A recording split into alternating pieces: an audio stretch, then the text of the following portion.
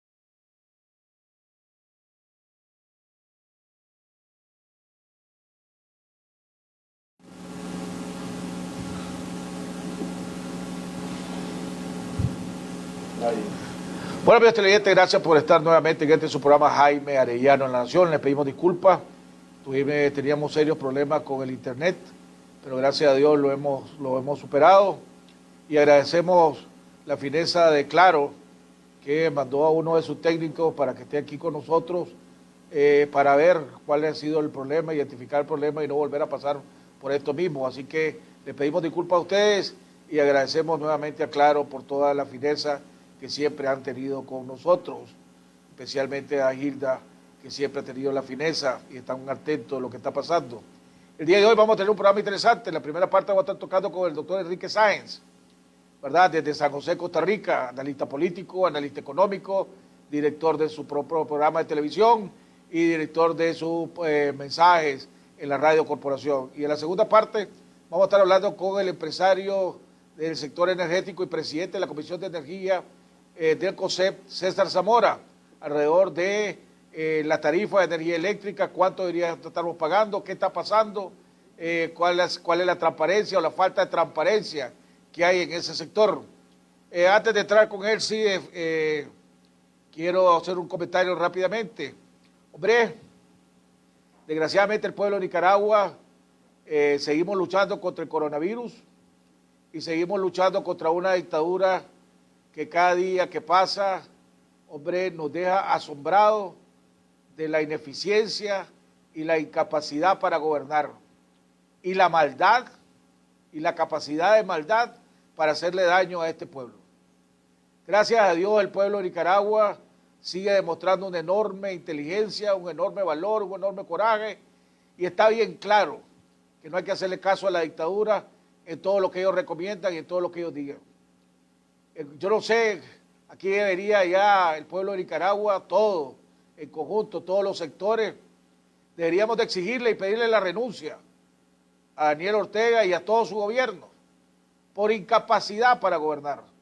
No solo no resuelve los problemas, sino que expone al pueblo de Nicaragua a la pandemia, haciendo medidas y tomando medidas que son totalmente ilógicas a lo que han hecho en otros países, y no solo eso, falta de medidas que en otros países que no hicieron están pagando enormes consecuencias, como Italia y España. Pero esta dictadura es un país que, en primer lugar, nadie sabe dónde está el presidente. Ya cuánto lleva, 32 días, 33 días sin dar la cara. Decía claramente el artículo 149 de la Constitución, ¿verdad? No solo la ausencia, porque nadie sabe dónde está Ortega, pero también en la parte final de su artículo 149 dice por incapacidad de gobernar. Y este no solo está siendo demostrado una incapacidad para gobernar el país, él, la vicepresidenta y todo su gobierno. Hasta ya sabemos el último, el colmo de los colmos, es el ministro de Economía, que no sabe ni cuánto valía una canasta básica. Eso es el colmo. En cualquier otro país, un funcionario que tuviera dignidad y tuviera honor, ya hubiera renunciado. Pero eso, pues, es soñar que eso va a suceder aquí en este país. Pero yo sí creo que está llegando la hora de todo el pueblo de Nicaragua, todos los sectores, sector católico, la iglesia, la sociedad civil, las organizaciones empresariales, todo, pedir y exigir la renuncia de Ortega por incapacidad. Ya no digamos por abandono de trabajo, porque no sabemos qué jodido está y a dónde está. Pero si está haciendo algo, lo está haciendo mal. Producto de eso es que la crisis económica cada día está peor. Y no está tomando ninguna medida como está tomando otras medidas. Pero aparte de exponer a todo el pueblo de Nicaragua al coronavirus, convocando a marchas, a actividades masivas, conciertos, juegos deportivos, kermeses, manifestaciones, etcétera, ¿verdad? Que no solo pone en peligro a todos los nicaragüenses, está poniendo en peligro a toda la región de Nicaragua. Y cada día se está demostrando que ellos mismos te engañan, ellos mismos se enredan en su propia mentira. Ahora van a decir que el gobierno cubano es un gobierno enemigo. Ayer anunciaron el 5º caso de coronavirus de gente proveniente de Nicaragua que tuvo contacto con nicaragüenses. Entonces, ¿a dónde está? Ahora van a decir que el gobierno de Cuba se está prestando para desestabilizar y engañar al pueblo de Nicaragua contra esta dictadura. Por favor, hay que ser más serio, ¿verdad? Entonces, yo creo que está llegando la hora, antes que sea demasiado tarde, de exigir y pedir la renuncia de Daniel Ortega y todo su gobierno. Es lo menos que podemos hacer, es lo menos que pueden hacer todas las organizaciones, todos los gremios, todos los sectores. Si no está haciendo nada bueno, dígame una cosa que está haciendo nada bien esta dictadura. Una. Aparte de la corrupción, pues, algo bueno, digo yo. Porque la falta de transparencia y la falta de y la corrupción que están haciendo cada día es peor. Pero además, por la inoperancia de esta dictadura, estamos pagando los platos rotos del pueblo de Nicaragua. Hoy anunció el Fondo Monetario Internacional que logró reunir unas centenares de millones de dólares para ayudarle a los países más pobres y a los países más afectados alrededor del coronavirus. Y Nicaragua es el segundo país más pobre de Latinoamérica detrás de Haití. A Haití le dieron ayuda, a Nicaragua la excluyeron. ¿Por qué la excluyeron? Ustedes saben mejor que nadie saben. Por falta de transparencia, por la corrupción, por hacer todo lo opuesto a lo que se deba de hacer. Entonces, mientras Daniel Ortega esté en el poder, mientras Rosario Murillo esté en el poder, mientras sigan ese gabinete incompetente, que no saben hacer nada más que seguir seguir las órdenes y las instrucciones como loras o loros, y además mal, porque ya vimos, le vuelvo a repetir, la mejor prueba es la del ministro de Economía, que es vergonzoso, o las funciones que hacen los funcionarios del Ministerio de Salud, que llegan a los programas de televisión independiente y cuando le hacen preguntas serias y profesionales, no hayan que contestar. Ellos solo se enredan. Esa es la realidad que estamos viviendo aquí en Nicaragua. Vuelvo y repito, mientras Daniel Ortega siga en el poder, mientras Rosario Murillo siga en el poder y actuando de una manera vengativa, actuando de una manera que está perjudicando al pueblo de Nicaragua, tanto en la parte de medicina, en la lucha contra el coronavirus, y ayudando a destruir la economía de este país, que de por sí está siendo afectada por los resultados desde abril del 2018 y después ahora por la pandemia mundial. Hombre, solo el pueblo salva al pueblo. Esa es la realidad y la verdadera realidad en la que estamos. Vamos a ir a un cambio y ya regresamos con nuestro invitado, el doctor Enrique Sáenz, desde San José, Costa Rica. Ya volvemos. Hoy en día queremos decirte que no estás solo, estamos con vos. No importando la distancia, estás más conectado que nunca con la familia, tus amigos, con tu hogar. Nosotros siempre estamos pensando en vos. Por eso, triplicamos tus superpacks de internet en prepago y planes pospago para que nada te falte. Café Toro valora el esfuerzo de salir adelante cada día. Soy de un lugar donde un pueblo admirable cada día sale adelante por un futuro mejor. Veo un corazón que rebalsa nobleza porque aquí nos enseñaron la hermandad y el valor. Como un rayo de luz cuando llega la mañana, con mi toro agarro fuerzas para el día enfrentar. Mi café no va a faltar, pues con fuerza me levanta. Es el sabor de mi tierra, es mi toro tan leal. Elegido por mi gente que me inspira a levantar.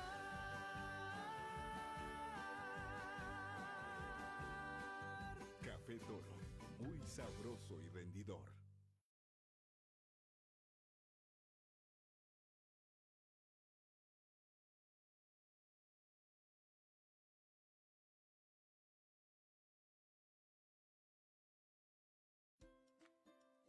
Cuando visites supermercados, tiendas de conveniencia,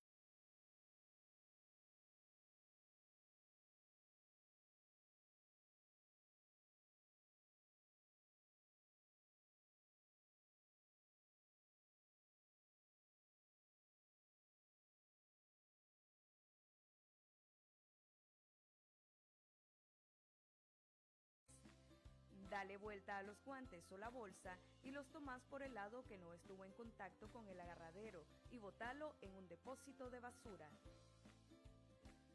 Recordá que el dinero y las tarjetas también contaminan.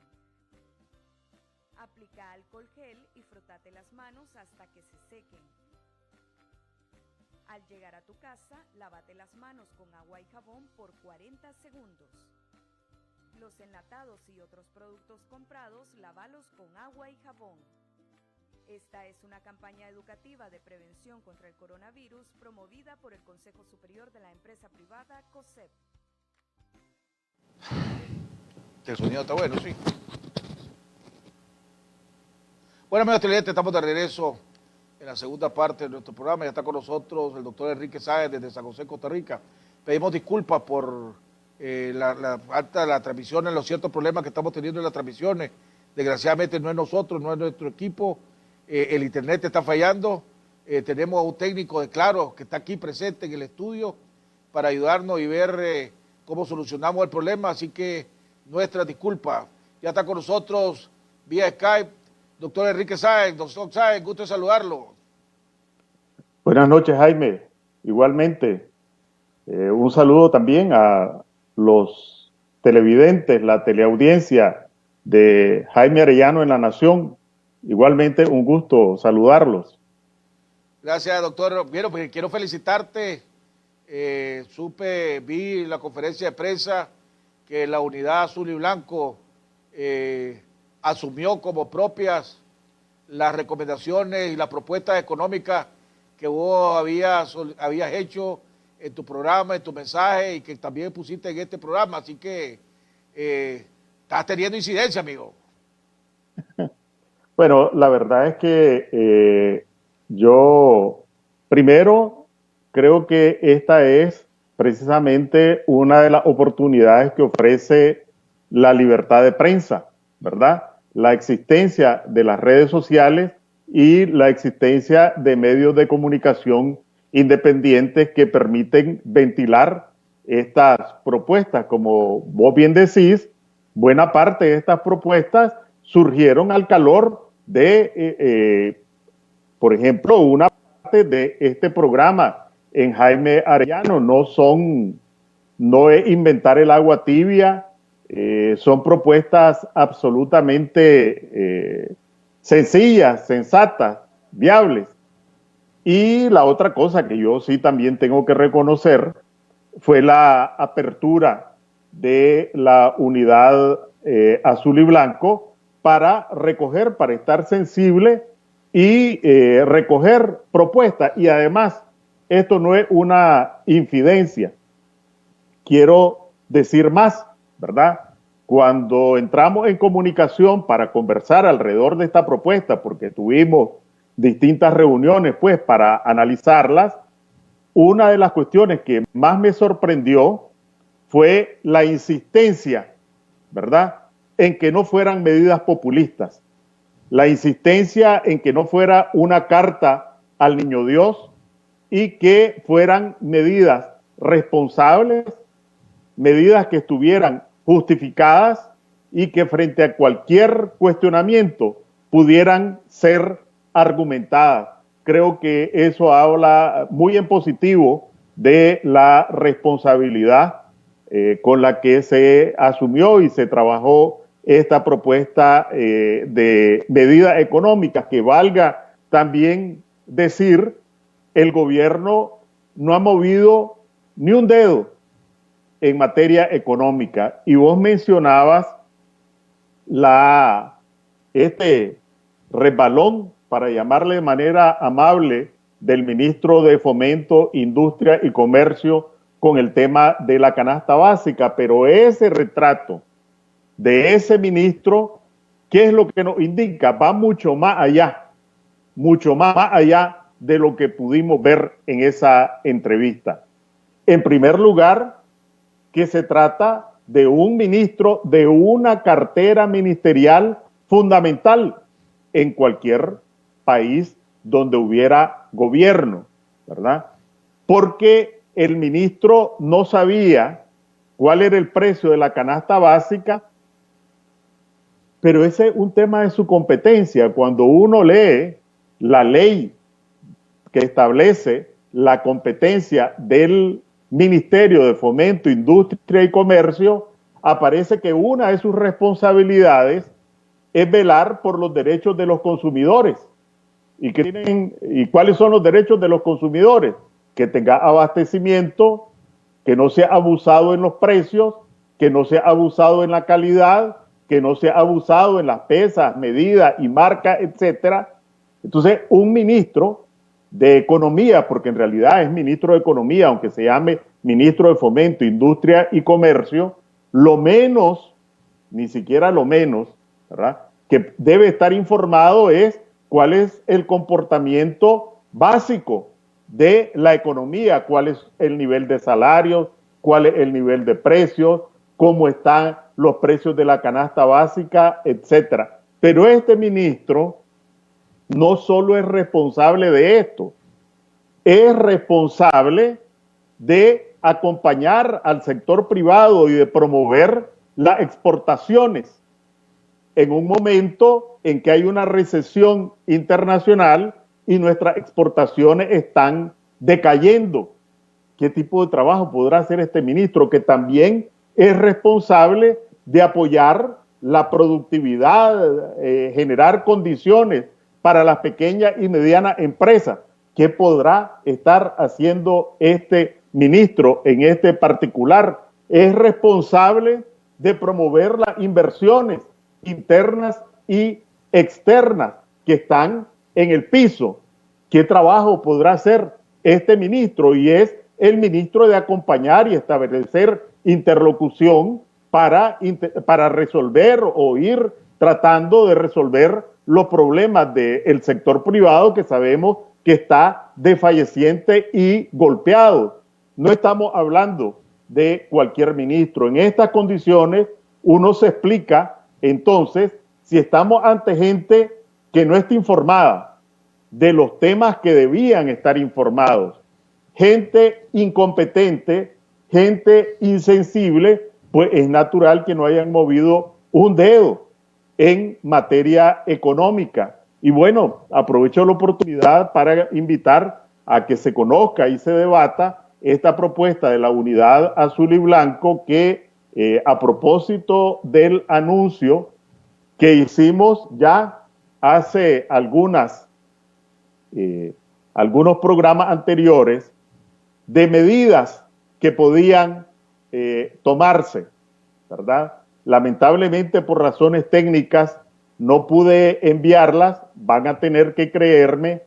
Tengo aquí los precios centroamericanos del combustible en la segunda quincena de enero. Y tengo aquí los precios también del combustible oficiales de los últimos días de marzo. Son, advierto, los precios sin impuestos, porque los impuestos van directamente a los estados. Los precios sin impuestos es los que cobran los que están en el negocio del combustible. El precio de la gasolina superior en la segunda quincena de enero en Nicaragua era $2.99. El segundo precio más caro era El Salvador, con $2.50 por galón de gasolina super. ¿Qué significa esto? Que en Nicaragua era casi la mitad de $1, es decir, alrededor de 16 córdobas más caro el galón de combustible sin impuestos en Nicaragua que en El Salvador, que era el segundo más caro. Ahora, en ese Por punto, supuesto, Enrique, pero en ese punto, ajá, ya el gobierno no es el principal importador de petróleo. Ahora tanto Puma como la UNO están trayendo su propio combustible. O sea, eso es lo que la vivencia de estar explotando al pueblo de Nicaragua, desgraciadamente ya no es solo la dictadura, sino que también está Puma y está la UNO. Exactamente a eso a lo que voy, pero este contubernio no es de ahorita. viene desde atrás, ¿verdad? Porque además, si vos vas a cualquier país centroamericano, vos te encontrás con que estas dos empresas también tienen presencia en los países centroamericanos. Y entonces uno se pregunta, ¿y por qué Puma, ¿verdad?, vende mucho más caro el combustible a los nicaragüenses que a los salvadoreños? Sí, en otras oportunidades hemos hablado de esto, ¿verdad? Si en El Salvador el tamaño de las características de la economía salvadoreña no son dramáticamente distintas a las de Nicaragua, y nos han venido con el embuste de que aquí el transporte es más caro porque tiene que pasar por el canal de Panamá, ¿verdad? Porque viene del lado del Caribe, del Atlántico. ¿Y acaso el del Salvador no tiene que pasar por el canal de Panamá también? Eso es con la gasolina super. Paso ahora a la gasolina regular. En Nicaragua, y estos son, advierto, estoy viendo directamente el informe oficial de algo que se llama Comité Centroamericano de Cooperación en Hidrocarburos, que aglutina a las instituciones oficiales, es decir, a los INE de Centroamérica. Entonces son precios oficiales, y la Secretaría también la va ejerciendo rotativamente de un gobierno a otro. Ahora está en el gobierno de Honduras, antes estuvo en El Salvador y Guatemala. ¿Cuáles son los precios de la gasolina regular en la segunda quincena de enero sin impuestos? En Nicaragua, $2.80. El segundo precio más caro era el de Costa Rica, $2.35. Es decir, 45 centavos de dólar más caro en Nicaragua. Y en el caso del combustible, del diésel, en Nicaragua estaba a $2.74. El segundo más caro era también en Costa Rica, $2.61.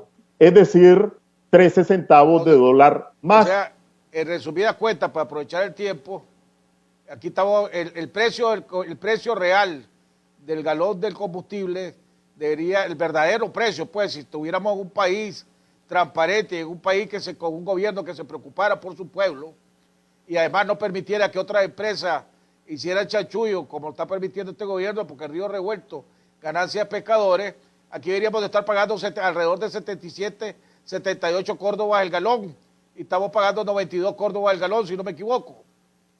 Sí, pero hay más, Jaime, porque también, y a veces nosotros nos dejamos dar a tol con el dedo, ¿verdad?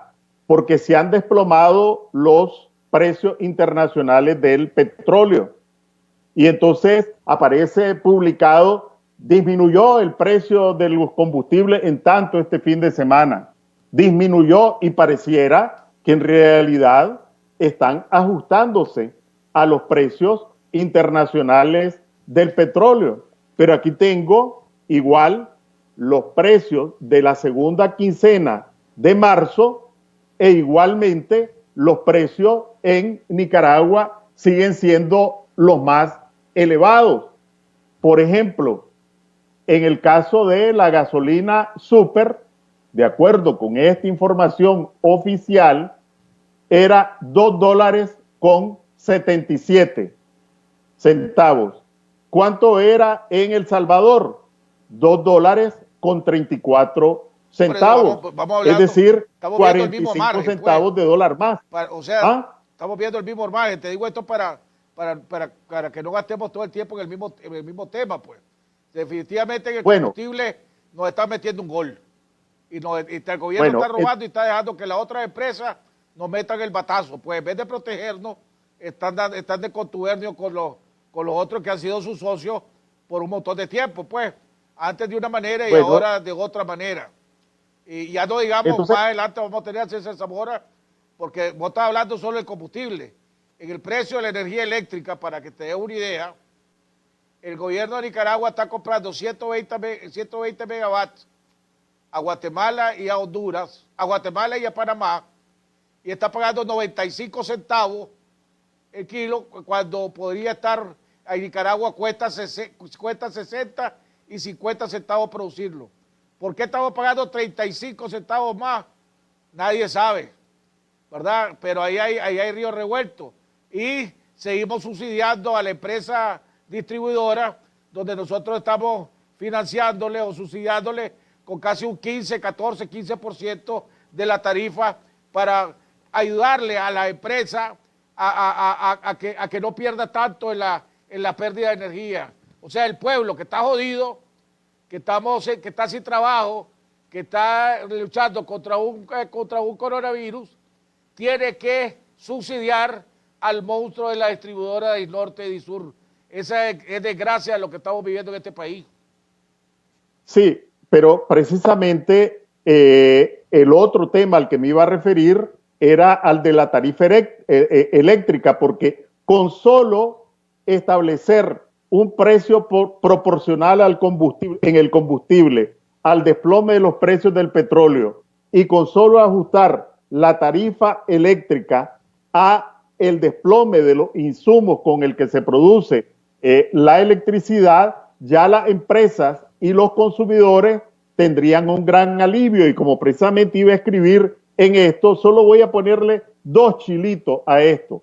Cuando la empresa Tesaca, que es la que le acaba de entregar al gobierno, ¿verdad?, Disnorte y Disur, compró estas 2 empresas, que fue las instalaciones de Albaniza, se le hicieron un conjunto de concesiones. Una de esas concesiones es que la empresa, y fue en 2013, aquí tengo las disposiciones que le otorgaron, fue hacer una inversión de 75 millones de dólares para mejorar el servicio y reducir las pérdidas. 75 millones de dólares, pero uno podría decir, bueno, eso está bien, ¿verdad? Pero el asunto es que la concesión adicional era de que esos 75 millones de dólares la empresa lo iba a agarrar del impuesto sobre la renta que tenía que pagar. Es decir, no iban a sacar ningún centavo, no iban a pagar impuestos y se comprometían a hacer inversiones para reducir las pérdidas. Pero además, para reducir las pérdidas, hicieron otra modificación. Esta es una cuestión un poco más técnica. Les cobraban, antes de que pasara a Tesaca, algo que se llama factor de expansión por pérdidas técnicas. El factor de expansión por pérdidas técnicas era de 1.12% y se lo pasaron a 1.16%, es decir, un subsidio encubierto a la empresa, además de los 75 millones de dólares. Te lo voy a poner menos complicado. De cada 100 Córdoba que nosotros pagamos por energía eléctrica, 14 Córdobas de esos 100 Córdobas se los están dando a la distribuidora para ayudarle a las pérdidas de energía que ellos tienen por no haber invertido la plata que deben de invertir todos los años. De cada 100 Córdobas, amigos televidentes, que usted invierta, que usted pague la tarifa, 14 Córdobas son de regalo que nos quitan a nosotros para dárselo a la distribuidora, para ayudarle a compensarlo por la pérdida de energía eléctrica. O sea, de cada 1000 Córdobas, 140 Córdobas son para ellos, ¿verdad? Pero entonces, además, para que estemos claros por dónde nos están dando con el batazo.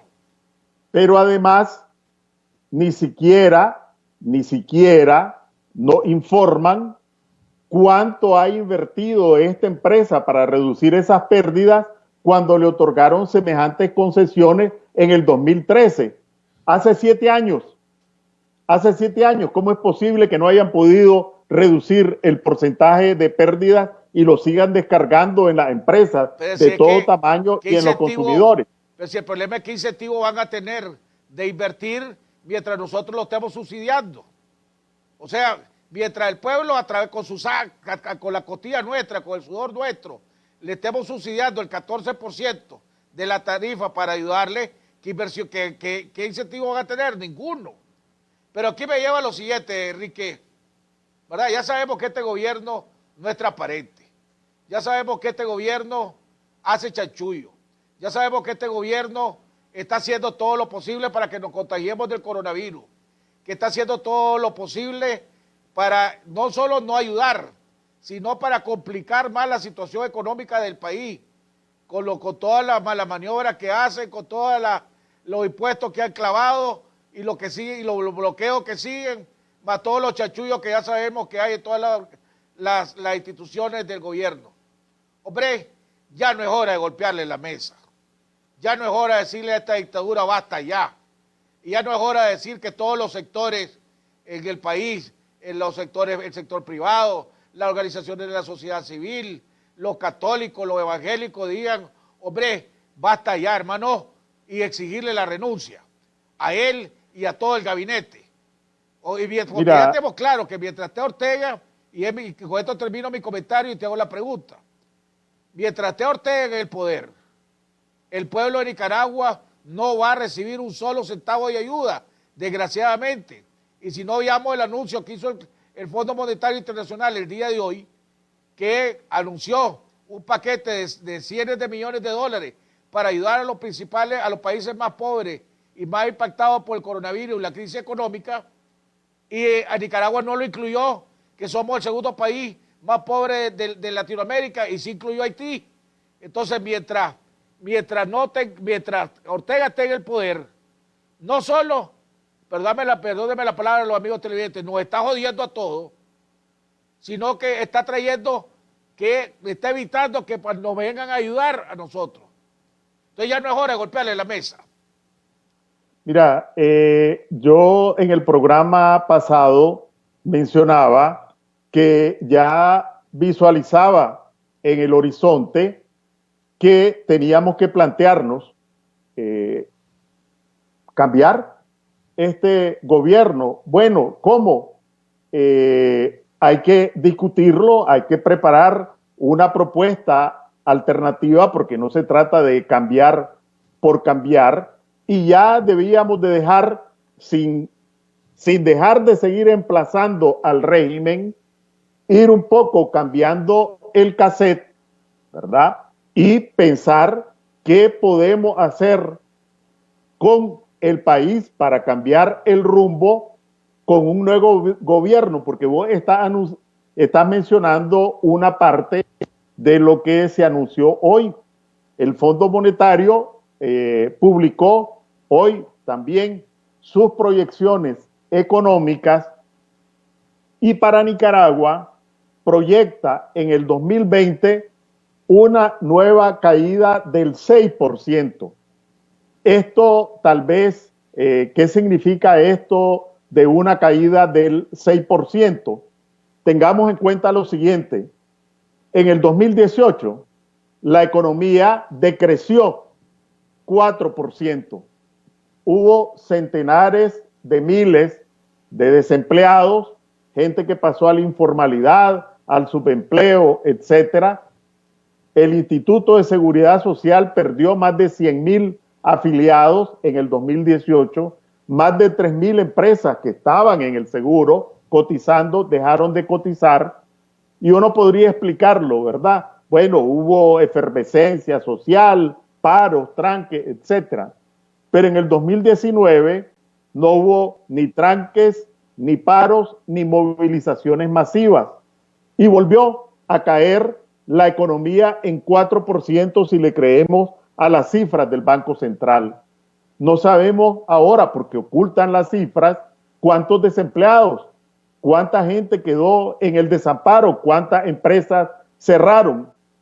Y eso fue gracias a la desconfianza que genera en los agentes económicos el aferramiento de Ortega al poder. Ahora, hoy, el Fondo Monetario pronosticó una caída peor en el 2020 del 6%. Y este régimen no mueve un dedo, ya ni siquiera yo antes decía, esta gente manda, pero no gobierna. Pero ahora es que mandan y desgobiernan, porque es de gobierno la barbaridad que están haciendo con la exposición al peligro de contagio de los centenares de miles de nicaragüenses que están cotidianamente expuestos a esas visitas que hacen casa a casa, a esa ligereza con el que están impulsando que sus seguidores se muevan de manera indiscriminada. Si yo estoy en la ventana de mi casa y pasa un irresponsable de estos, pues ya aún estando en mi casa, mientras estos irresponsables estén sueltos, hay el peligro de contagio con solo sacar la cabeza. Entonces ya se transformaron. Ya hemos visto que esta dictadura está gobernando, pues no solo no gobierna, está gobernando, está exponiendo en peligro a todo el pueblo de Nicaragua y a la región. Ya hemos visto la preocupación de los organismos, de los presidentes de los países vecinos y del área. Ya hemos visto los pronunciamientos y acciones de los organismos multilaterales. Hoy fue el Fondo Monetario. Creo que ayer o antier el Banco Mundial la semana pasada, el Banco Mundial le aprobó 400 millones de dólares al gobierno de Honduras para ayudarle en la lucha contra el coronavirus y por la crisis económica. Entonces ya tenemos Ecuador claro y a Paraguay. a Ortega siga siendo presidente de este país, mientras Rosario Murillo siga siendo vicepresidente, mientras sigamos siendo gobernados o desgobernados por este gobierno, aquí no va a venir una sola ayuda. Y lo peor es que no viene ayuda. Esto empeora la situación, porque no ha tomado una sola medida para ayudar a aliviar la crisis económica que cada día que pasa se está profundizando más. Entonces la pregunta es, ¿qué esperamos? ¿Qué espera el pueblo de Nicaragua? ¿Qué esperan las organizaciones políticas? ¿Qué esperan las organizaciones gremiales? ¿Qué esperan todos los sectores? ¿Que nos termine de matar? Definitivamente estoy totalmente de acuerdo, ¿verdad? Porque no solo con la pandemia, sino que también con la situación económica, porque fíjate que incluso si por alguna razón, pues, el Banco Mundial o el BID otorgaran alguna ayuda a esta gente, en primer lugar, corre el riesgo de que se la roben, ¿verdad? Prepiándose porque saben que de todas maneras van de viaje. En segundo lugar, buscarían cómo capitalizarla partidariamente. Entonces vería a los encamisados repartiendo comida y aquí la trae el comandante y la campaña como que si fuera una ayuda que el maná del cielo que trajo Ortega. Entonces, aún así, con este de gobierno, aunque le dieran, no resolveríamos nada. Más bien, algunos gobiernos sentirían que se le está ayudando al pueblo nicaragüense y lo que estarían haciendo en realidad es ayudando a engordar los bolsillos de la mafia que está en el poder. Dice un amigo televidente que nos está viendo, que dice, si ahorita la principal arma contra la pandemia es el aislamiento y no salir, y la mayoría de las empresas están mandando a sus empleados a su casa para que hagan los trabajos de su casa, aquellos que puedan, ¿verdad? Hombre, decía uno de los amigos televidentes, ya no es hora, entonces mejor ya o la bebemos, la derramamos y vámonos a un paro nacional hasta exigiendo la renuncia de Ortega. A ese televidente que está haciendo esa pregunta, ¿qué le contesta? Que esa sería una parte de una estrategia, porque por otro lado tenemos que estar claros y de acuerdo, ¿verdad?, en quienes adoptarían o tomarían las riendas del gobierno y para hacer qué. Es decir, este enfoque estratégico tiene tres patas, ¿verdad? O es un triángulo o es un trípode. Uno, la estrategia para sacarlos del poder. Dos, la propuesta. ¿Cuál es el contenido de la propuesta de cambio para enfrentar la pandemia y para enfrentar sus consecuencias económicas. Y 3, ¿quiénes serían los oficiales, pues, que estarían conduciendo la nave? No basta un paro, seguramente será necesario, pero necesitamos también resolver cuanto antes las otras 2 patas. ¿Quiénes y qué? Aquí es cómo sacarlo, qué hacer después que lo saquemos y quiénes van a conducir el barco.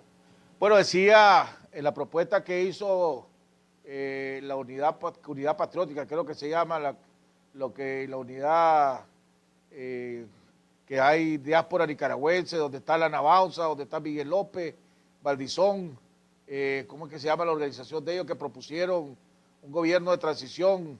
Y también lo propuso la ANSPDH, el doctor Álvaro Leiva. Decían, cuando lo tuve en el programa, y lo propuso también el comandante Enrique Zelaya, aquí en el programa, decía, pues un mecanismo podría ser que se pongan 10 personas, que se propongan 10, 15 personas, y decía Nelson Sequeira, que trabaja conmigo, que se puede diseñar un sistema de que la gente vote y que nadie pueda repetir el voto.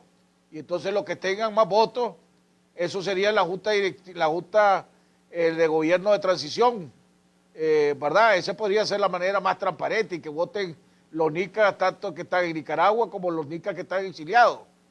Creo, no es la más efectiva, porque hay mucha gente que en los campos, en el sector rural, que a lo mejor no podría tener acceso, porque aunque ahora todo el mundo anda tiene su teléfono, y yo he visto gente campesino que andan en caballo, en mula, y oyendo el teléfono y viendo el teléfono, pues. Pero ese sería un mecanismo para escoger esa inquietud que tenemos alrededor de eso. Bueno, a mí me parece que hay varios mecanismos. De todas maneras, estamos hablando de una situación de emergencia, de transición. Pues habría que, al final, aquí, después de todo lo que hemos pasado, ya más o menos la gente sabe quiénes son los o las gente honrada, la gente con capacidad, la gente que no se ha vendido, que no le han temblado las rodillas frente al régimen, y la gente que está comprometida realmente con un proceso de cambio, que no va a estar de acuerdo con uno, pero va a estar de acuerdo con otros 6. Bueno, así es. De todas maneras sería una cuestión de transición, porque esto de votación, de elección, pues va como de lejos, ¿verdad? Y aquí son cuestiones de emergencia, ¿verdad? Ya deberían. Y esto, la gente quiere transparencia, está cansado de los chanchullos, de los arreglos debajo de manos, de la mesa o los arreglos de compadre, pues. Sí, pero esto de un padrón electoral, una cuestión de la cédula, una cuestión del... Ahí que vote Raimundo y todo el mundo. Por eso, pero a lo que me refiero es cómo controlar eso. Pero de todas maneras no es esa la discusión, ¿verdad? No es el tema, porque tiene que haber varias alternativas. Esa puede ser una alternativa, a lo mejor pues yo no la veo viable, ¿verdad? Porque la veo bien complicada, pero yo puedo estar equivocado en el método. Porque vos decís, la gente está muy clara de quiénes son los que hemos luchado, quiénes hemos arriesgado, etcétera, pero uno de los éxitos que hemos tenido en esta revolución cívica y pacífica contra la dictadura es que precisamente esta lucha no ha dependido de una sola persona. Son centenares y miles de personas en todos lados, en diferentes lados, jugando un papel, uno, otro papel, pero todos tan importantes como el otro. Por eso es que la dictadura no ha podido acabar con esta lucha que tenemos, porque echa preso uno, quedan 100 más, se tiene que ir exiliado otro, quedan 100 más. Entonces, identificar al 5 o 10 de los centenares de miles que hemos hecho posible esta lucha, la cual le vamos ganando, es difícil, pues. Claro, es difícil, por eso digo, hay que debatirlo, porque lo que voy a decir seguramente le caiga muy mal a mucha gente, pero hay que decirlo, ¿verdad? Una cuestión es protestar, una cuestión es resistir y otra cuestión es gobernar en unas situaciones sumamente complicadas, sumamente difíciles, con una gran carga de emergencia. Obviamente, mientras más democrático, mientras más transparente, mientras más gente quede satisfecha, mejor, pero no se va a poder satisfacer a toda la gente. ¿Cuál método? El mejor en las circunstancias en las que estamos, el que sea más democrático, el que sea más transparente, pero también el que sea más eficiente, ¿verdad? Porque aquí las cosas se pueden desgajar de un día para otro, y lo que puedes estar planificando tan rigurosamente, pues te arrastra a la corriente, porque esto, tal como han dicho los especialistas en esto, ¿verdad? ¿Cuándo va a engrosarse la ola de los contagios? Eso no va a pasar mucho más de un mes, ¿verdad? Cuando, pongámosle 2 meses, si acaso, ¿verdad? Allí apareció una información de que en América Latina en general era en el transcurso del mes de mayo que se iba a entrar en la etapa más grave, ¿verdad? En el pico. Bueno, esos son los cálculos que tenemos que hacer en términos de tiempo. Ahora, porque definitivamente la otra gran pregunta es, sigue Ortega ausente, 33 días sin que dé la cara. Me estuvo explicando el doctor José Palé el artículo 100, si no me equivoco, 149 de la Constitución, donde dice abandono por la destitución del presidente por abandono de trabajo o incapacidad para gobernar. Yo creo que las dos cosas se le aplican a este. En primer lugar, no sabe si está trabajando o no está trabajando, porque nadie sabe. Pero sí, lo que sí estamos seguros es que ha estado que es incapaz de gobernar, y que más bien está gobernando el pueblo, tanto en la parte contra la lucha contra la pandemia, contra la lucha para tratar de reducir el impacto económico que estamos teniendo, pues el desastre económico en que estamos nosotros y que está todo el mundo, y que una economía como la nuestra, el colazo nos va, cuando nos dé el colazo duro, que ya que viene, ni quiera Dios, agarremos lo que nos va a agarrar movido. Sí, pero aquí voy a decir también otra cosa que seguramente no va a ser agradable para algunos o para muchos oídos. En la circunstancia de emergencia en la que estamos, estarse planteando alternativas estrictamente sujetas a la Constitución de Ortega, no nos olvidemos que es la Constitución de Ortega, a mí me parece ilusorio, ¿verdad? ¿Por qué? Porque ¿quiénes tendrían que aplicarle ese artículo y resolver quién lo sustituye? Pues los sirvientes que tiene Ortega en la Asamblea, ¿verdad? ¿Y qué van a hacer los sirvientes que tiene Ortega en la Asamblea? ¿Van a responder al clamor del pueblo, a la voluntad del pueblo o a lo que diga Ortega? Después hay una escala de sucesión, ¿verdad? Si nos atenemos a la Constitución de Ortega, ¿verdad? Sigue la vicepresidenta, ¿verdad? Y si no, la Asamblea elige a alguien de su seno, No, de pero su, por eso de su propio por eso es que yo dije que había que exigir la renuncia de todo su gobierno, no solo de Ortega. Dije, todo el paquetito justo, en un bus, si todo, tal vez en un bus o en 2 buses, ahí alcanza, y que se vayan a despedirlo todito, que vayan a la calle, que vayan a ganarse la vida como debe de ser. Pero eso no lo puedes hacer si te ceñís estrictamente a la Constitución de Ortega. No podemos ceñirnos frente a una emergencia como la que se viene a lo que el mismo Ortega decidió cómo es que iba a hacer. Pues entonces lo que entonces, esta es una cuestión de correlaciones. esperar hasta que haya elecciones en este país. No, vuelvo y repito, ¿verdad? Yo veo que la ola viene, y esto antes del 2021, ¿verdad? Y al final estas realidades son de correlaciones políticas. Por eso decía que esto tiene 3 patas. ¿Cómo salir de Ortega? ¿Cuál es la propuesta de cambio? ¿Y a quiénes les vamos a dar nuestra confianza? ¿A quiénes le vamos a encomendar? Porque esto también significa delegar confianza para que se pongan al frente de esta nave. Una propuesta como la que propuso los Estados Unidos en Venezuela, un gobierno de transición donde estén representados todos los sectores, incluyendo el Frente Sandinista, ¿eso lo ves viable aquí?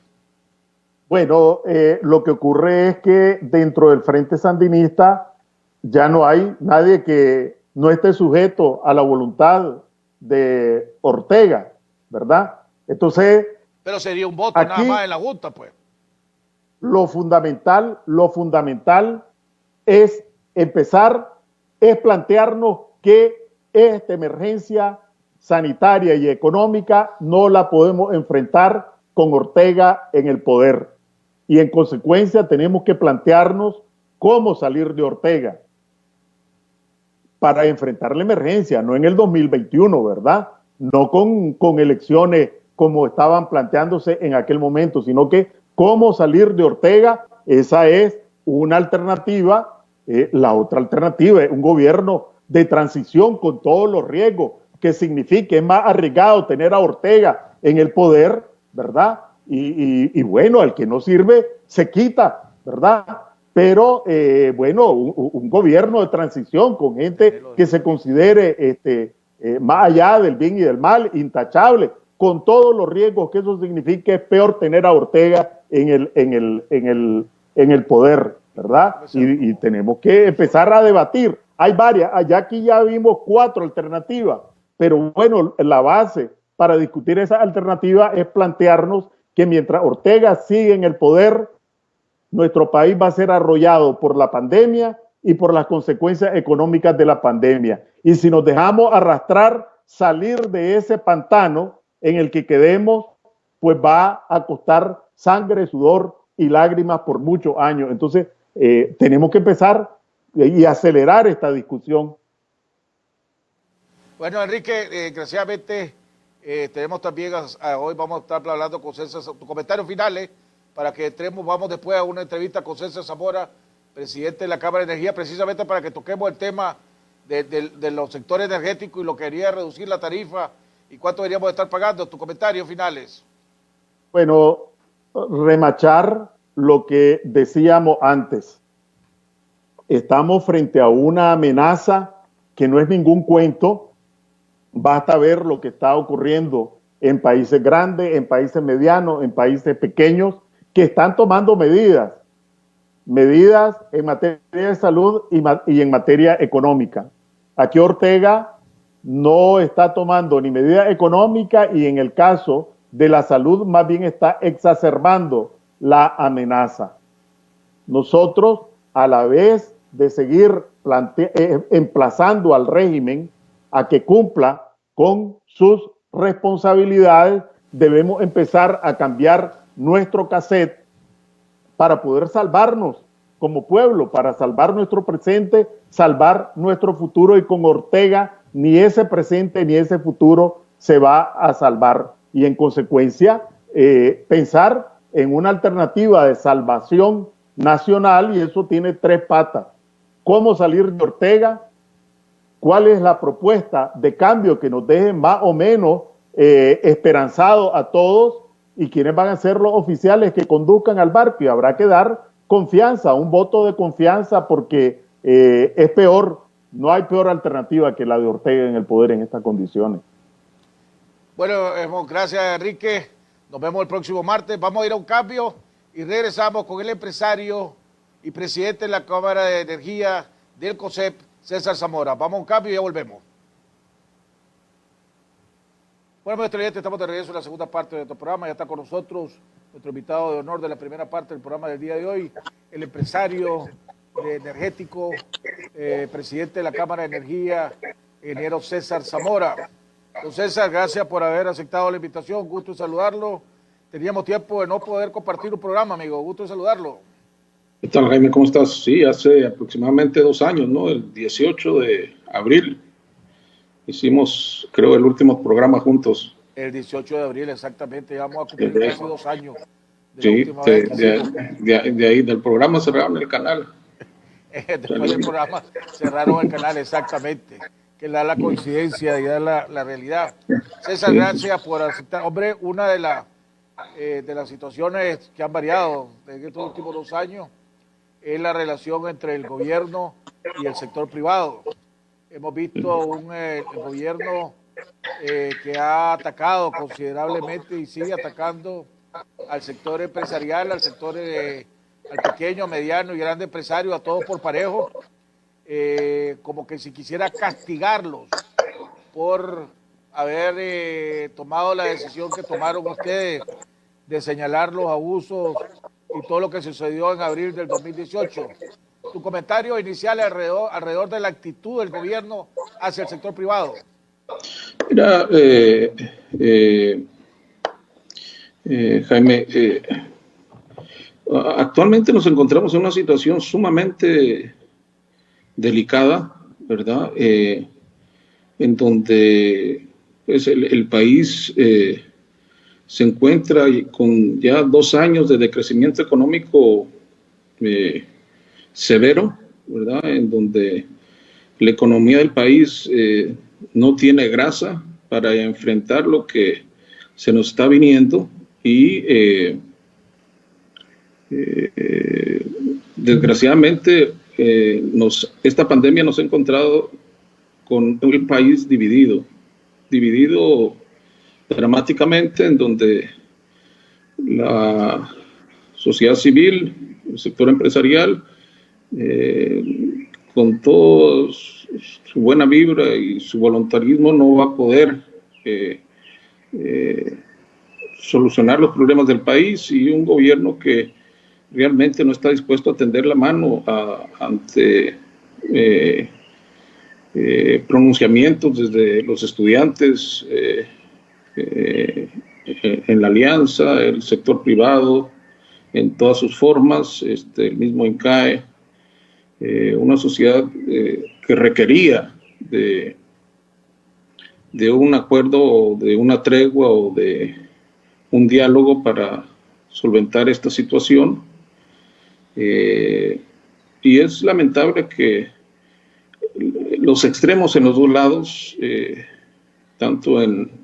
hemos visto fuego amigo por parte de gente de la alianza que fundamentalmente no quiere ningún tipo de diálogo, y tienen sus razones, y al final jalan las necesidades de un país de encontrar un camino en situaciones sumamente complicadas de acuerdos mínimos para enfrentar esta crisis, ¿verdad? Y no hemos llegado a nada, y también un gobierno que le cuesta tender la mano, ¿verdad?, ante una situación sumamente complicada. Entonces,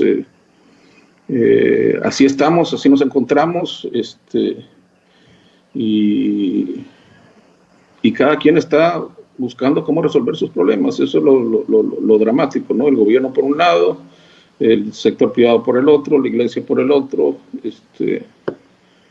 y la gente está sin liderazgos, ¿no? Entonces la gente se ha decidido encerrar y protegerse ante esta situación, y hay pocos instrumentos para poder echar mano de buscarle un bálsamo al país, ¿no? Eso es lo lamentable, que esta crisis nos agarró más divididos que nunca, ¿no? Entonces, no es un tema de solo los empresarios o la sociedad civil o la iglesia.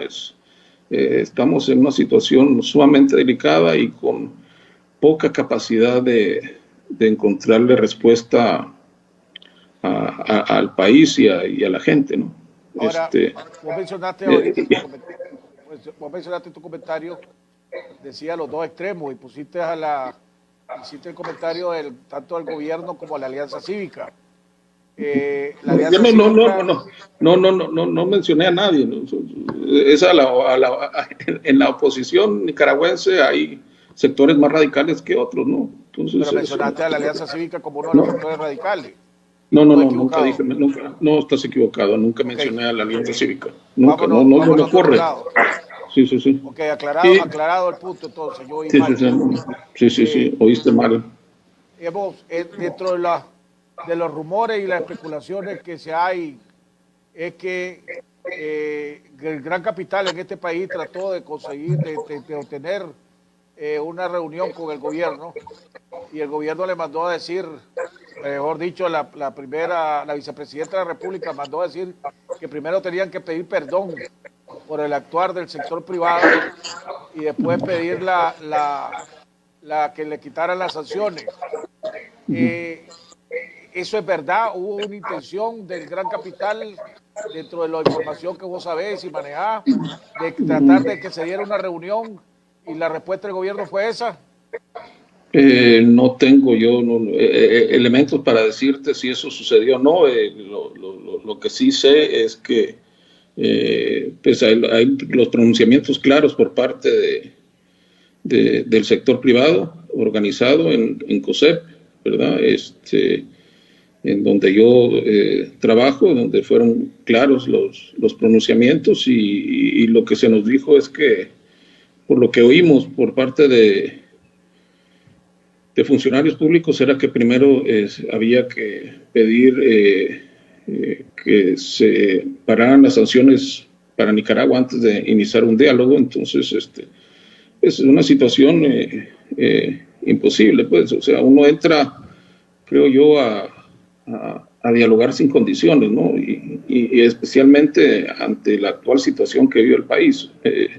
Entonces, por eso digo, la incapacidad del gobierno de poder tender una mano a gestos, incluso de los mismos estudiantes, pues, que son al final los que han puesto la mayor carga y el mayor peso en esta lucha, los primeros que valientemente se alzaron ante las injusticias que se habían cometido antes de que el sector privado solicitara una reunión, supongamos, el Sí. gobierno le mandó a decir entonces a ustedes, hombre, ni pidan la reunión mientras no pidan que se quiten las sanciones hacia nosotros. Jaime, yo no estoy especulando, yo estoy diciéndote, hubo un pronunciamiento por parte del COSEP y lo que oímos por parte de funcionarios de gobierno es que primero tenían que Ir a pedir que se quitaran las sanciones. Así es, eso es lo que yo he visto en los medios. Yo no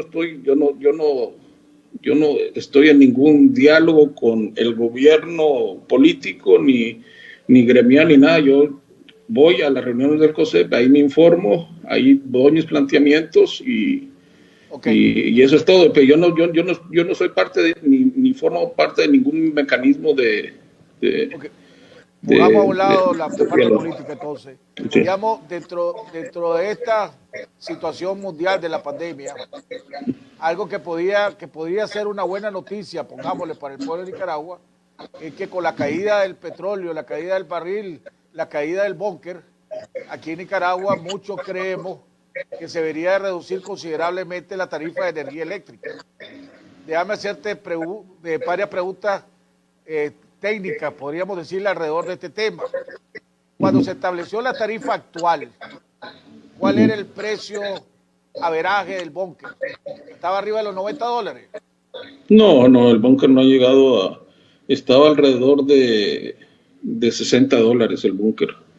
Estaba alrededor, alrededor del precio del búnker es que se establece la energía, la tarifa. Es el precio de referencia para las plantas térmicas del país, que son fundamentalmente búnker. Así es. Ok, entonces déjame hacerte. El precio cuando se estableció esta tarifa, ¿cuál fue el precio averaje? Andaba el precio del búnker en $60, eso es lo que dijimos. Y hoy el precio del búnker está en 20. O sea, ha bajado $40, ha bajado 300%. Oh, estás bien en tus matemáticas, Jaime, te felicito. ¿Ah? Es correcto.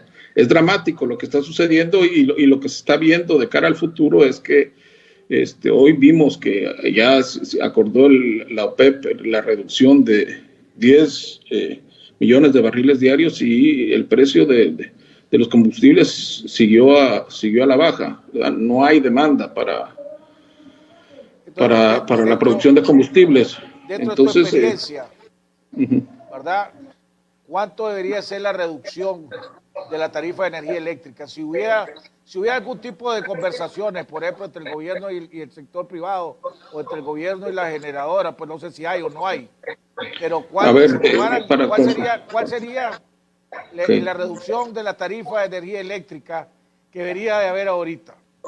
Ok, entonces nada más para ir como ya que el destripador en partes para llegar a la pregunta, desde el inicio de la crisis el sector de generación eléctrica, por ser un bien público, hemos mantenido relaciones de trabajo con la distribuidora y con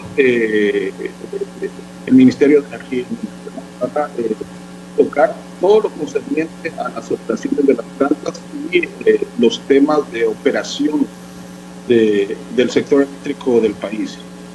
Sin embargo, ya no existe ningún tipo de diálogo como había antes para, de alguna manera, reducir la tarifa o reducir temas que atañen fundamentalmente al tercer gobierno. Entonces, antes de entrar a la tarifa, César, ya que decir que se ha mantenido una comunicación con el Ministerio de Energía y con la distribuidora. Así es. ¿Verdad? Dígame, ¿cuál es la explicación que le ha dado el gobierno? Porque según información mía que me mandaron de Guatemala, el gobierno le está comprando 120 megawatts a Guatemala y a Panamá a casi a más de $90 el mega. ¿Cuál es la explicación que le dio el gobierno por cuál está comprando esos 120 megas a Guatemala y a Panamá cuando aquí en Nicaragua se puede producir? Es una muy buena pregunta. En efecto, desde octubre del año pasado hemos visto que la compañía distribuidora ha incorporado dentro de sus suplidores de energía varios contratos de afuera, fundamentalmente de una planta hidro en Panamá, una planta de carbón de Guatemala y compran también en el mercado spot, ¿verdad? Energía que cada minuto está registrado en el Despacho Nacional de Carga, ¿verdad? Entonces, el precio que está registrado es de $95, es solo energía, ¿verdad? Es solo energía lo que se compra, no energía y potencia, ¿verdad? Entonces, eso lo hemos visto ya por 6 meses y a partir de que los precios empezaron a bajar, con precios primero bajaron a 40 y hoy están en 20, las energías que hay aquí en el país estarían produciendo o vendiendo esa energía, la misma que están trayendo de Guatemala a precios promedios de 95 o 80, aquí en Nicaragua se pueden producir con las plantas térmicas que hay en el país alrededor de 60 centavos, ¿verdad? Entonces también sería un ahorro importante para el país. ¿Cuál es la explicación que ha dado el gobierno? Que tienen contratos firmados por un año, ¿verdad? Entonces, fundamentalmente todo el ahorro del precio de los combustibles se lo están llevando estas plantas de Panamá y de Guatemala. Esa es la realidad. Si yo me acuerdo bien, César, de los programas que hacíamos antes alrededor de este tema, los contratos que tenía era que el más barato primero, el segundo más barato del segundo, el tercero más barato del tercero, y así sucesivamente. Y aquel que vendiera más caro puede el último venderle a la distribuidora. Ese era el parámetro o la regla principal que se aplicaba. Ese sigue siendo el parámetro del sistema nicaragüense. Sin embargo, el gobierno ha traído esas importaciones con carácter de emergencia, me imagino yo.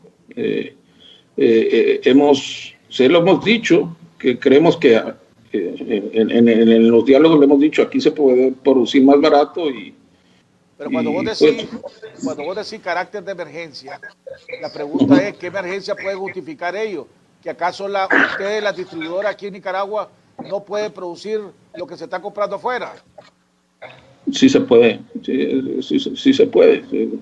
Ese es un poco la discusión, pues. Se puede producir y se puede producir más barato, ¿verdad? Entonces, ¿cuál es la palabra? No soy abogado, pero ¿cuál es la palabra? ¿Ese es un contrato leonino para el país? ¿Esa es la palabra correcta?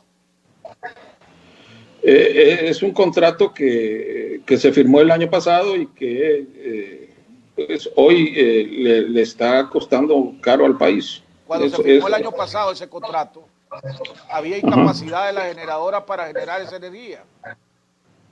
No, nunca ha habido problemas de desabastecimiento. El sector tiene energía suficiente para abastecer el mercado nicaragüense en 2 veces, ¿verdad? Hay suficiente energía y suficiente potencia en el país. Entonces, yo creo que buscaron un mecanismo para traer energía más barata y meter a competir a los generadores y pues yo creo que la apuesta le está saliendo caro al país. O sea, ahora... No estamos aprovechando ese beneficio. Es una raya más, y este comentario mío, si no quería opinar, no opiné, pues.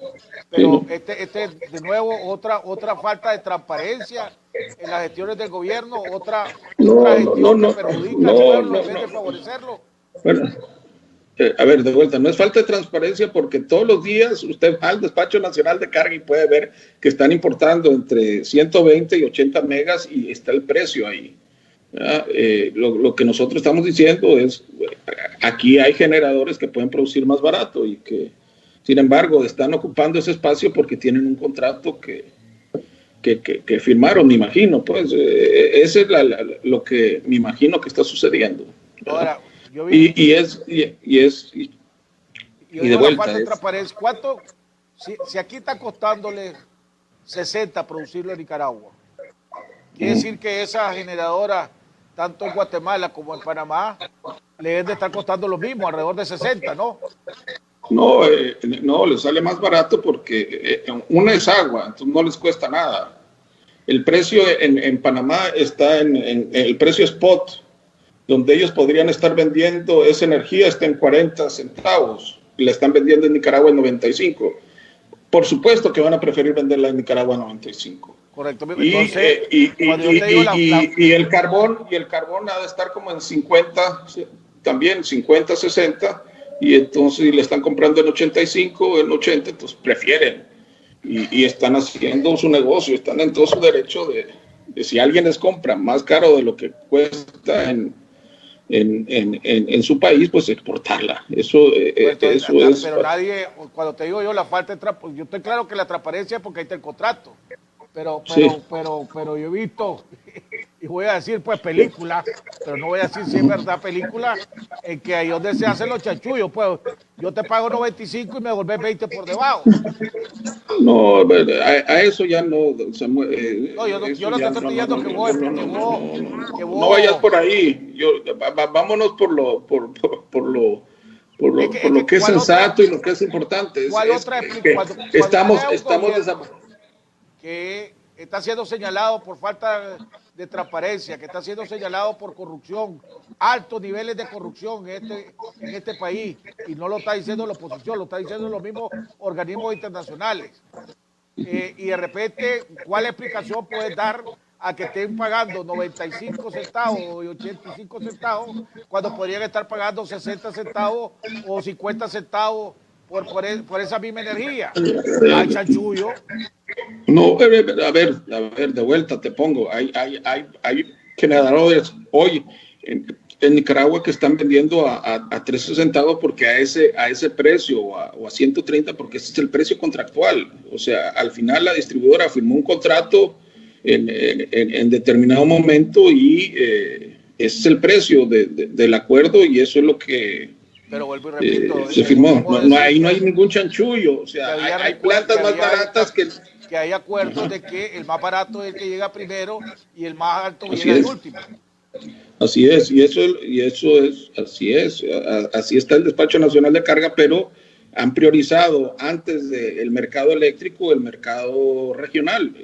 Así lo ha decidido como política el gobierno, y ahí no nos podemos meter nosotros. Pues, yo estoy claro que no se puede meter, pero una decisión que afecta al pueblo de Nicaragua, porque no es una decisión sin duda, negativamente lo afecta.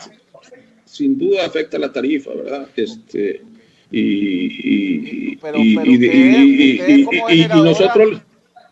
Nosotros como generadores se lo planteamos y lo estoy diciendo y lo he dicho, se lo he dicho, aquí lo estoy diciendo a toda la audiencia, y se lo he dicho al gobierno, ¿verdad? Aquí hay energía que se puede generar y que se genera más barato con los precios actuales del búnker.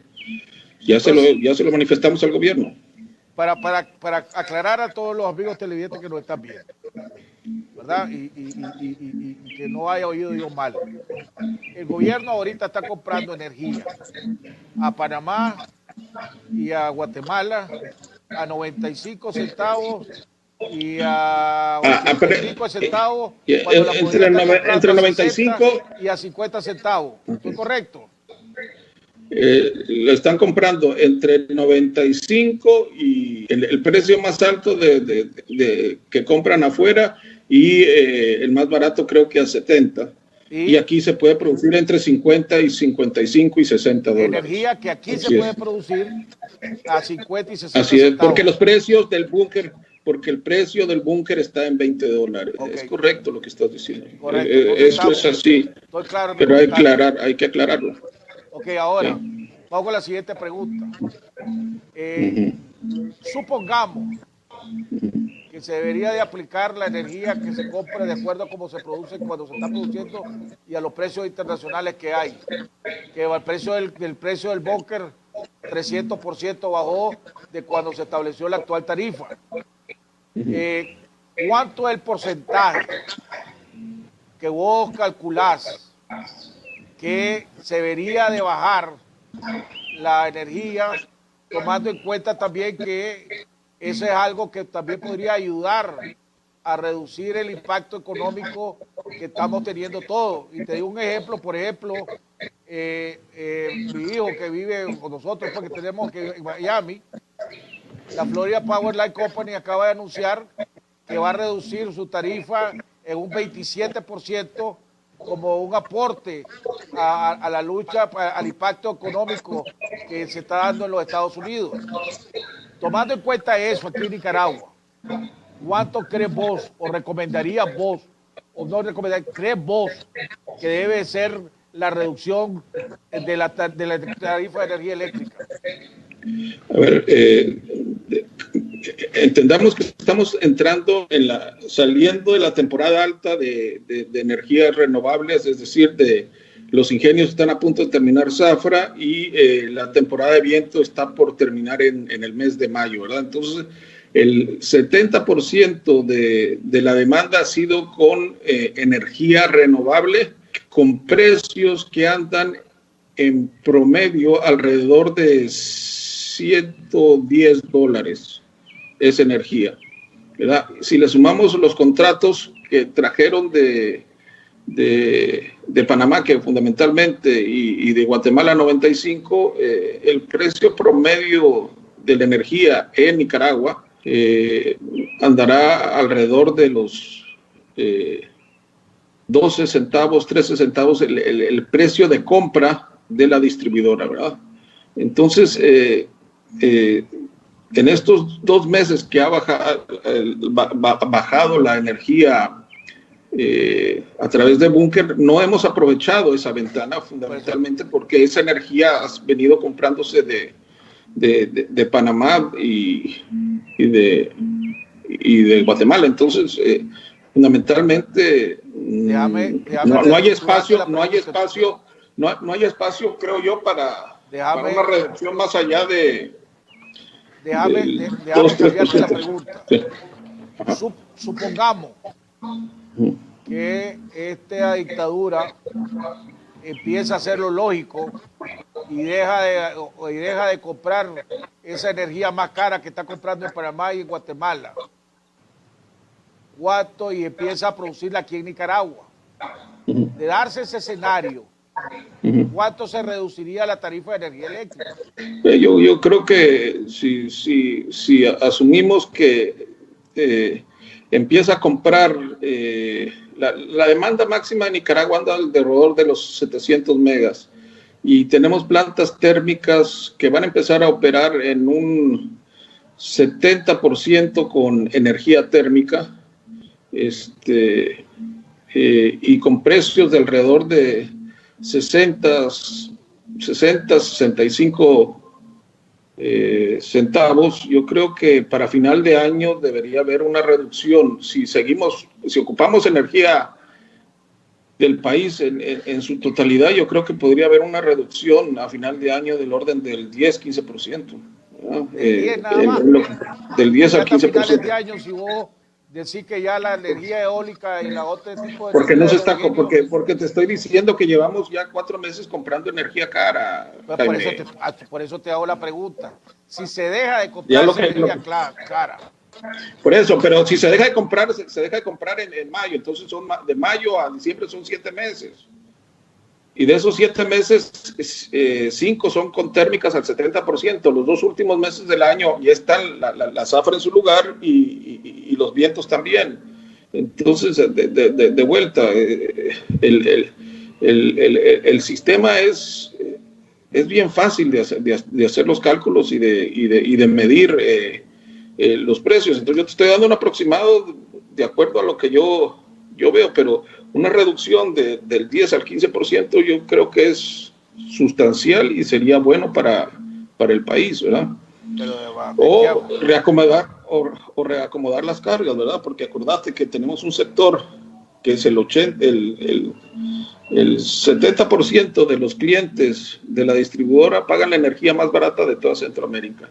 El otro 30% pagamos la energía más cara de toda América Latina. Entonces, así está diseñado el sector, y yo creo que dada la situación de emergencia en la que estamos, eso no se va a tocar. Pero yo no tiene la pregunta, César, no se debería de tocar cuando se está promoviendo el aislamiento, cuando se está diciendo las empresas están tomando la medida de mandar a su gente a trabajar a los que puedan trabajar a su casa, que puedan trabajar de su casa. Por lo tanto, el consumo de la energía en las casas va a aumentar porque la gente está trabajando desde su casa y es la tarifa más cara que hay. Entonces, si querés ayudar a minimizar la crisis económica, Jaime, lo lógico es que cambie ese pliego tarifario. Jaime, entender en dónde estamos parados. Estamos en medio de una crisis donde no hay recursos. Los únicos recursos son los propios. Y cualquier gobierno lo que va a hacer es defender a los más necesitados. Eso es lo que están haciendo en todos los países, desde Chile hasta donde está tu hijo. Por eso digo, pero eso... Entonces al final los subsidios para lo único que van a funcionar o lo que pueden funcionar es para ayudarle a los más pobres. No va a haber ayuda ni para los hoteles, ni para los comerciantes, ni para la clase media, ni para la clase alta. Nadie está pidiendo que le quite el subsidio, pero si la gente va a estar ahora más en su casa, tenés que ayudar a cómo aliviar esa tarifa que sigue, que uno le puede seguir agregando más carga todavía, y sobre todo comprar energía, entonces por eso con falta de transparencia en Panamá y en Guatemala. De vuelta, te estoy diciendo que el sector es uno y lo conocemos todos y deberíamos hacerlo más eficiente, y estamos del lado de los generadores, estamos totalmente comprometidos con la viabilidad del sector, y estamos sentándonos a hablar con las autoridades para buscar la reducción de cada uno de los contratos para que esto sea viable en el mediano y largo plazo.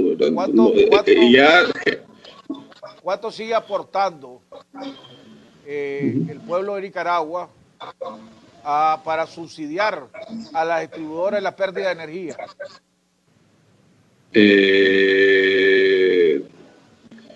Los subsidios, algún subsidio pagaba el gobierno de las arcas del Estado. Ya creo que no tiene el Estado capacidad para ello. Y luego los subsidios en Nicaragua son cruzados. O sea, no los paga uno, pero los paga el otro.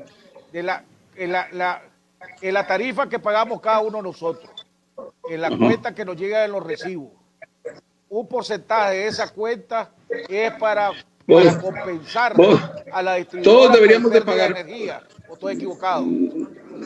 No, a ver, si todo fuera transparente y el costo promedio de producir energía fuera el kilovatio hora, todo el mundo pagaría alrededor de 20 centavos por el kilovatio hora. Pero en Nicaragua, muchos pagan abajo de 13 centavos y la gran mayoría paga arriba de 30 centavos, ¿no? Porque así estamos subsidiando. No me ha contestado la pregunta, César. ¿Cuál es de la factura que cada uno de nosotros pagamos? Ajá. Un porcentaje de eso va para ayudar a la distribuidora a reducir, a compensar la pérdida de energía que hay. ¿Cuánto es ese porcentaje? Ya entendí tu pregunta.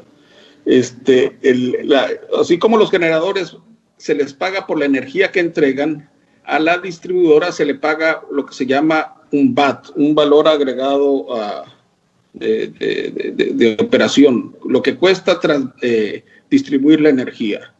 Ese VAT tiene componentes de operación y también tiene un componente de reconocimiento de pérdidas. Exactamente. El reconocimiento de pérdidas anda alrededor de, se le reconoce a la distribuidora alrededor del 14% de las pérdidas, cuando un sector tiene alrededor de 20% de pérdidas. Es decir, la distribuidora de su VAT paga ese 6% y la tarifa le paga el 14% de las pérdidas. El sector tiene pérdidas alrededor del 20%.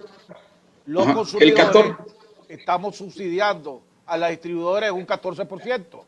No. Le estás pagando por el servicio de... le estamos pagando por la pérdida de energía que hay. Así es. Bueno, entonces, lo estamos subsidiando, porque ¿qué palo? No es subsidio. Pagando por la pérdida de energía a una distribuidora. No, en todo el mundo hay un servicio de pérdidas en todos los países que se les paga. Aquí en Nicaragua es más alto. Por lo general, las pérdidas en toda Centroamérica andan alrededor del 11%. En Nicaragua andan alrededor del 20%. Así es. ¿Y desde hace cuánto se comprometió la distribuidora en reducir eso? Esa es una muy buena pregunta y se la hacemos al gobierno, y el gobierno ha manifestado que está en un proceso. ¿Hace cuánto la distribuidora se comprometió a reducir la pérdida y no lo ha hecho? Entonces, ¿y por qué lo va a hacer? Porque no tiene ningún incentivo, porque mientras nosotros sigamos subsidiándolo en un 14%, no es subsidio. No tiene ningún incentivo. Jaime, no es subsidio. No es subsidio. ¿Cuál es la palabra? Es un cargo. Es un cargo. Nosotros estamos pagando la multa, pues, ponerle. Por la incapacidad de la distribuidora del 14% de la tarifa, ellos están felices. ¿No? A ver, a manera de ejemplo, las pérdidas, cada porcentaje de pérdidas son 6 millones de dólares, cada porcentaje. En Guatemala se le reconoce el 10% de pérdidas, o sea, se le reconocerían 60 millones de dólares. Aquí en Nicaragua se le reconoce el 14%, entonces estamos hablando de, se le reconocen alrededor de 90 millones de dólares. Ok, entonces 90 millones de dólares que salen de la tarifa que pagamos los consumidores. Así es un costo para el sector, así es. ¿No? Entonces estamos pagando 90 millones de dólares por la incapacidad de la distribuidora.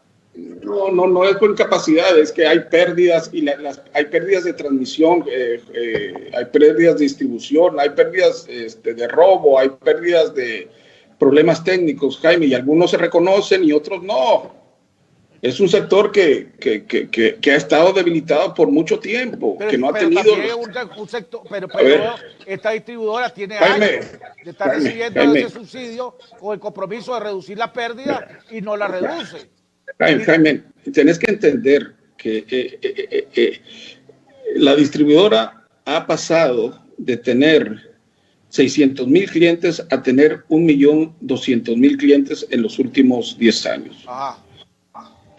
Tenés que reconocer que 9 de cada 10 nicaragüenses hoy tienen el servicio de electricidad en sus casas. Eso no tiene que ver nada con la distribuidora. No, claro que tiene que ver la distribuidora porque son los clientes de ellos. ¿Quién es que abre y establece el servicio, la energía, los postes y los cables y todo eso? No es Entresa. En Atrel en Atrel y luego se los pasa y luego se los pasa como clientes a la distribuidora. Por Ha eso, pasado el trabajo estoy diciendo los números. Atrel, no la inversión, Duro, como jodidos se llamen ahora. Eso, a ver, Jaime, no te exaltes y veamos realidades. No me voy a exaltar, César, si me estás diciendo que estos jodidos me están robando $90 millones al pueblo de Nicaragua. No te están robando, todo es transparente, nadie está robando nada, Jaime. Bueno, está como la película de James Bond, con licencia para matar. Esto tiene licencia para robar. No, Jaime, bueno. Depende cómo querrás ver el mundo, así lo es, pero la realidad es que yo estoy seguro que el sector se ha transformado, ha crecido y necesitamos que sea viable en el mediano y largo plazo. De eso se trata, independientemente de qué gobierno esté donde esté. Que sea viable, pero no a costillas de uno, César, que sea viable a través de la eficiencia de ellos, no de uno. Por eso, entonces, claro, y por ahí pasa los temas de transparencia, y en eso estoy de acuerdo. Pero aquí la compañía distribuidora no le está robando a nadie. Su precio es regulado y cada kilovatio que él compra se sabe a quién se lo compró y a quién se lo entregó. Este sector es sumamente auditado. El tema, no hemos resuelto el problema de las pérdidas, sí, no lo hemos resuelto, pero hemos resuelto otros problemas que han sido importantes para el país y que hace que esto sea viable. Solo déjame hacerte una pregunta nada más. Ajá. ¿Verdad? Porque vos decís, todo el mundo sabe. Dame una explicación lógica por la cual este gobierno le esté comprando a Guatemala y a Panamá a 95 centavos y a 85 centavos cuando la puede estar comprando a 60 y a 50 centavos. Una explicación lógica, no te pido muchas, una nada más. Ya te la dije, porque en noviembre cuando compró era más barato que la energía que estábamos produciendo en Nicaragua. Y apostó mal, porque planificó mal, ese fue su problema. Pero no es no lo hizo por un tema de corrupción. Es que en octubre o noviembre, cuando empezó a comprar, el precio de la generación de Nicaragua estaba arriba de los $95. Hoy no está, y desgraciadamente se está comiendo el bono de precios bajos del combustible. Eso es lo que sucedió. Hace 5 años. Ajá. Pongámosle hace 3 años, no pongámosle 5 años, o hace 4 años, pongámosle. Hace 4 años, ¿cuánto era el pérdida de energía? No hemos mejorado mucho. Siempre llegamos a un máximo de 28, cuando se privatizó llegamos a 20, eran 28%, y hoy estamos en 19% de pérdidas. Se ha servido, se ha mejorado. Quisiéramos estar en 15 o quisiéramos estar en 11, sí, pero no estamos, pues esa es la realidad y estamos haciendo esfuerzos por... ¿Quién es responsable para reducir las pérdidas de energía? Para reducir es un tema de la distribuidora, es un tema de la distribuidora, 100%, claro. Porque le afecta. Al fin coincidimos en eso. César, ¿tus comentarios finales? Mira, Jaime, el tema energético es, yo creo, un tema sumamente importante para el país. Tiene que haber un sector eléctrico sano y viable en el mediano y largo plazo. Estamos trabajando como generadores dentro del COSEP para hacer propuestas que hagan que el sector sea viable en el mediano y largo plazo. y mantenemos un diálogo de respeto con las autoridades en torno al qué vamos a hacer para que esto sea viable para todos, ¿verdad? Tenemos una enorme responsabilidad porque 9 de cada 10 nicaragüenses hoy tienen electricidad y estamos comprometidos para que esa energía hagamos el esfuerzo por que sea más competitiva. Desgraciadamente estamos donde estamos en una situación sumamente complicada y a lo que nos debemos es a ser lo más profesionales que podamos en una situación donde vamos a pasar por mucho dolor por la incapacidad que hemos tenido para resolver los problemas políticos de este país. Bueno, amigos, pero no nos cansaremos de dar la cara y de explicar lo que está sucediendo. Bueno, gracias, César, te agradezco.